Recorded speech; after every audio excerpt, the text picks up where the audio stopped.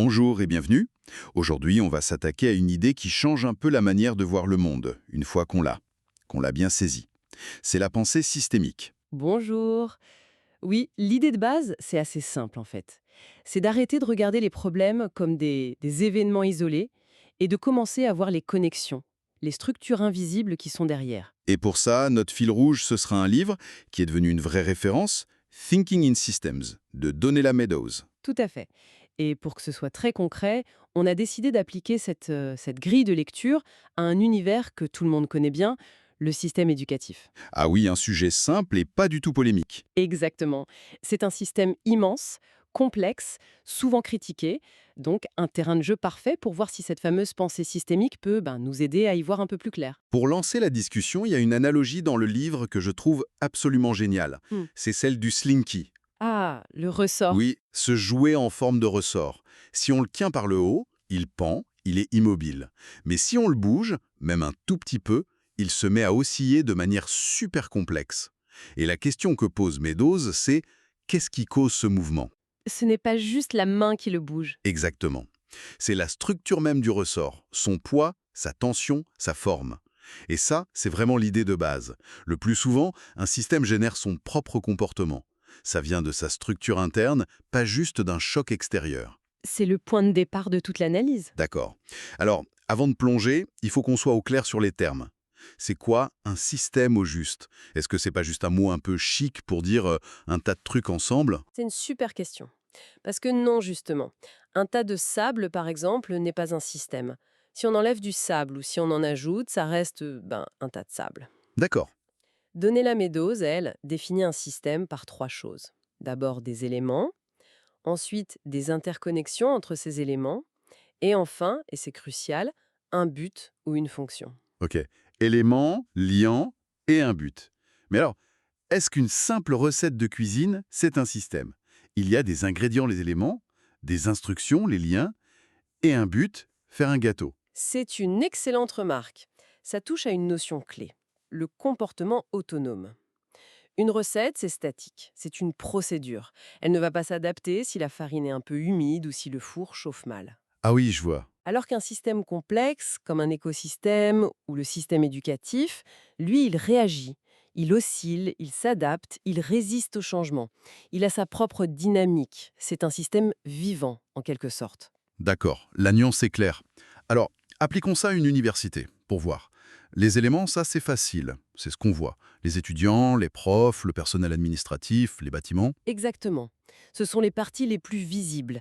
Et c'est souvent là-dessus qu'on se concentre. Mais paradoxalement, ce sont les moins importantes pour comprendre le comportement global. Et ensuite, les interconnexions. Voilà. Là, c'est plus abstrait. Ce sont les règles du jeu, en fait. Les conditions d'admission, le nombre de crédits pour avoir son diplôme, le système de notes, comment les budgets sont alloués. Précisément. C'est tout ce qui relie les éléments entre eux. Et surtout, l'interconnexion la plus importante, les flux d'informations. La transmission du savoir, les programmes, les examens. C'est un peu le système nerveux de l'institution. D'accord. Et enfin, le troisième point, le but. Le but. Pour une université, le but officiel, celui qui est écrit en lettres d'or sur la brochure, c'est de découvrir, préserver et transmettre le savoir. Et ce qui est fou, et c'est un truc qui m'a vraiment marqué dans le livre, c'est l'importance relative de ces trois choses. On passe notre temps à parler des éléments, il faut plus de profs, les bâtiments sont trop vieux. Alors que Meadows dit que c'est ce qui a le moins d'impact. C'est tout à fait ça. Une université change un quart de ses étudiants et une partie de ses profs chaque année, mais l'institution, elle, reste la même. Le système absorbe ces changements sans problème. Par contre, si on touche aux règles, aux interconnexions, Là, le comportement change. Et si on touche au but, l'impact est colossal. attendez, ça, c'est un point absolument crucial. Ça veut dire qu'on pourrait prendre la meilleure université du monde avec les meilleurs profs, les meilleurs étudiants, et la transformer en machine à cash cynique, sans changer une seule personne, juste en changeant l'objectif. C'est exactement ça. C'est assez effrayant, mais c'est ça. Imaginez, on ne change personne. Les cours, les examens, tout reste en place. Mais le conseil d'administration décrète que le nouveau but n'est plus le savoir, mais la maximisation des profits. D'accord? Soudainement, les départements pas rentables seraient menacés, la recherche fondamentale délaissée, les frais de scolarité exploseraient. Le comportement de tout le système serait méconnaissable. Le but oriente absolument tout le reste. Et j'imagine que les buts peuvent aussi s'entrechoquer. Le but de l'université, c'est le savoir, mais le but d'un étudiant, ça peut être juste d'avoir la meilleure note possible pour trouver un bon job. Et vous mettez le doigt sur un concept fondamental que Meadows appelle la sous-optimisation. C'est quand un acteur du système optimise pour son propre but, même si ça va à l'encontre du but global. L'étudiant qui triche à un examen, par exemple. C'est l'exemple parfait. Il optimise à fond pour son objectif personnel, avoir une bonne note, mais il sabote complètement le but du système, qui est l'apprentissage. Et ce genre de conflit, on a l'impression de le voir partout. C'est très frustrant. D'ailleurs, le livre en parle, de ces schémas qui se répètent, non? Elle les appelle des pièges. Oui, des archétypes systémiques ou des pièges, ce sont des structures qui produisent des problèmes récurrents. Et le premier, l'un des plus insidieux, c'est celui de la dérive vers la faible performance. Ah oui, le syndrome de la grenouille dans la casserole qui chose doucement. Exactement. Le mécanisme est simple et terrible, hein. Les standards de performance se basent sur les performances passées. Si ça baisse un peu une année, on s'habitue à ce nouveau niveau. Ça devient la nouvelle norme. Voilà. Et si ça baisse encore l'année suivante, ce niveau encore plus bas devient la nouvelle référence. La perception de ce qui est normal s'érode lentement, sans qu'on s'en aperçoive. On voit ça tout le temps. Dans l'éducation, ça doit être terrible.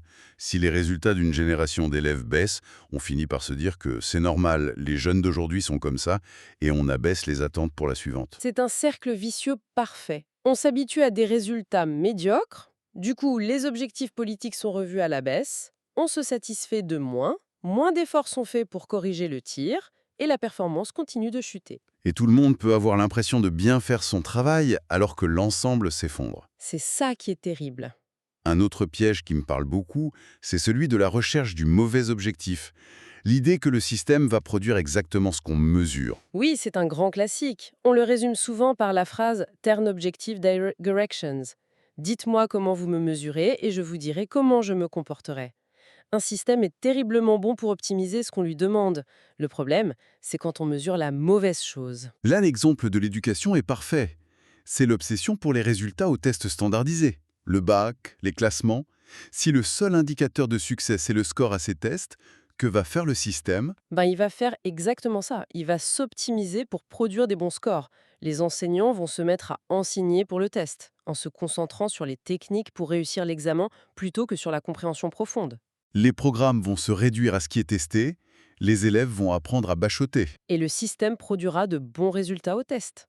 Mais est-ce qu'il produira des jeunes curieux, créatifs, avec un esprit critique? Pas sûr, on finit par confondre l'indicateur avec le but réel, quoi. C'est clair. Et il y a un troisième piège très connu aussi, la tragédie des biens communs. Oui. Le principe est simple, on a une ressource partagée, limitée, que tout le monde peut utiliser. Chaque utilisateur a un intérêt individuel à en prendre le plus possible. Et si tout le monde fait ça, la ressource s'épuise, et à la fin, tout le monde est perdant. Mais appliqué à l'éducation, comment ça se manifeste? Prenons le budget d'une grande université. C'est une ressource limitée, notre bien commun. Ce budget doit être réparti entre les différents départements. D'accord, j'imagine la scène. Le département de langue veut un labo, celui de sport un nouveau terrain, les sciences humaines veulent des chercheurs. Chacun est convaincu que son projet est vital. Exactement. Et pour prouver sa vitalité et obtenir la plus grosse part du gâteau, que va faire chaque département? Il va agir de manière rationnelle de son point de vue. Il va peut-être survendre l'intérêt pour son nouveau programme, gonfler les devis, lancer des projets très visibles mais pas forcément efficaces. Chacun tire la couverture à soi. Voilà. Et le résultat collectif, c'est que le budget est alloué non pas en fonction des besoins de la mission éducative, mais en fonction de la capacité de lobbying de chaque département. C'est ça la tragédie. Bon, c'est un tableau assez déprimant. On a l'impression que ces systèmes sont condamnés à mal fonctionner. Comment on peut agir alors?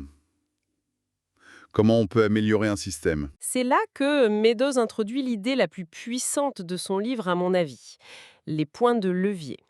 Ce sont des endroits dans un système où un petit changement, une petite poussée peut entraîner d'immenses modifications.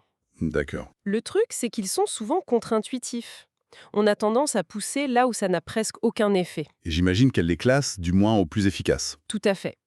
Et c'est très éclairant. Tout en bas de l'échelle, avec un levier quasi nul, on trouve les chiffres, les paramètres. Les budgets, la taille des classes, le montant des bourses. Attendez, mais c'est 99% du débat public sur l'éducation. Il faut plus d'argent, non, il faut des classes de 15 élèves, on ne parle que de ça. Et c'est bien le problème. Selon Meadows, c'est là qu'on dépense le plus d'énergie pour le moins de résultats. Augmenter le budget d'un système qui poursuit le mauvais objectif ne fera que l'aider à poursuivre plus efficacement le mauvais objectif. On aura les mêmes résultats, mais en plus cher. C'est ça, c'est le levier le moins puissant. D'accord. Alors, quel est le niveau au-dessus? Où est-ce que ça commence à être vraiment efficace? Ça devient plus puissant quand on touche aux règles du système, aux interconnexions. Là, on a un levier moyen. On ne change pas les chiffres, on change les règles du jeu. D'accord. Imaginez qu'on change les critères d'évaluation. Au lieu de noter la mémorisation pour un examen final, on décide que 50% de la note dépendra de la capacité à collaborer sur un projet de groupe. Ah oui, là, ça changerait tout. Le comportement des étudiants serait complètement différent. Fini le bachotage individuel. On s'attaquerait directement au problème de la sous-optimisation dont on parlait. Voilà. Et ça, sans dépenser un euro de plus. C'est un point de levier bien plus efficace. Mais il y a encore plus puissant. Ah bon? Au sommet de l'échelle, le point de levier ultime, c'est le but du système. On en vient à ça. C'est de questionner la finalité même de l'institution. C'est le niveau d'intervention le plus radical et le plus efficace. Il ne s'agit plus de savoir comment on fait les choses, mais pourquoi on les fait. Qu'est-ce qu'on veut vraiment que le système éducatif produise? Si on décidait que le but n'est plus la performance au test, mais disons le bien-être, la créativité, la capacité à coopérer. Alors là, tout devrait changer. Waouh! Le contenu des cours, la façon d'évaluer, la formation des profs, l'architecture des écoles même. Tout le système devrait se réorganiser entièrement pour servir ce nouveau but. Et la conclusion de Meadows, elle est là. Il est bien plus efficace de mener un débat profond sur la finalité du système que de se battre sans cesse sur les moyens. C'est une perspective qui change absolument tout. Ce qui nous amène à la fin de notre discussion.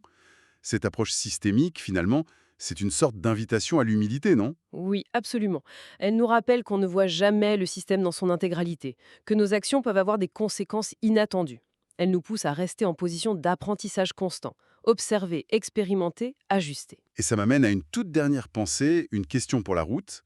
La mission du système éducatif, c'est d'apprendre aux individus à apprendre. C'est la base. Oui, Mais que se passerait-il si le système éducatif s'appliquait ce principe à lui-même? À quoi ressemblerait un système éducatif conçu non pas comme une structure figée, mais comme un système apprenant, capable de remettre en question ses propres règles, ses propres buts, et d'évoluer constamment?